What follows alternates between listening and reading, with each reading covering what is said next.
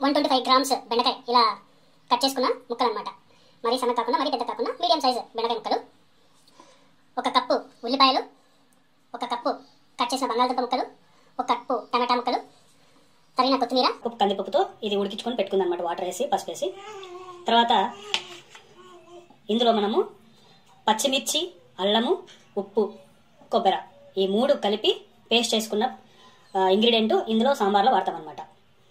ఒక కుక్కర్ పెట్టుకొని ముందుగా అందులో 1 కప్పు బంగాళదుంపలు, 1 కప్పు ఉల్లిపాయ ముక్కలు, 1 కప్పు టమాటాలు,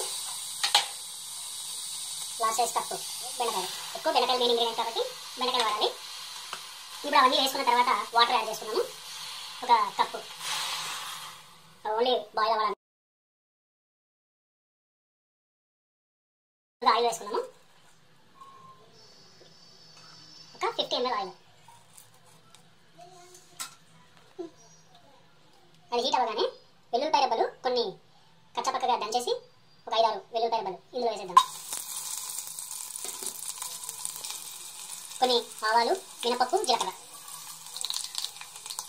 కరివేపాకు, మనము ముందుగా రుబ్బుకున్న పచ్చిమిర్చి, పచ్చి కొబ్బరి, జీలకర్ర, ఉప్పు ఆ పేస్ట్ ఇందులో వేసుకోవాలి.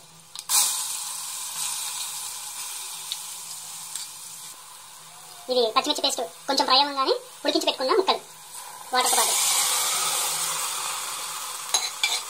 పసుపు కొద్దిగా. ఇప్పుడు ఆ కందిపప్పు ఇందులో వేసేస్తున్నాం. మనకి సాంబారు రెగ్యులర్ సాంబార్ ఏ కన్సిస్టెన్సీ ఉంటుందో ఆ కన్సిస్టెన్సీ ప్రకారం మనం చేసుకోవాలి. అంతా కలుపుకున్నాము కందిపప్పుతో పాటు.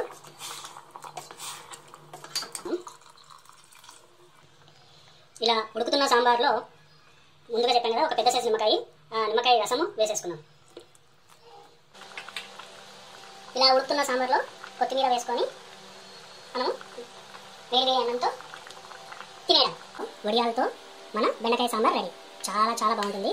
ఎప్పుడు రెగ్యులర్ సాంబార్లే మనం టేస్ట్ చేసి ఉంటాం కదా, ఇలా ఒకసారి ఈ సాంబార్ కూడా టేస్ట్ చేయండి. ఇలా బెండకాయతో పాటు తింటే చాలా బాగుంటుంది. ఇంకోసారి మీరు కూడా చేసుకుని చూసి నాకు కామెంట్ బాక్స్లో కామెంట్ చేయండి.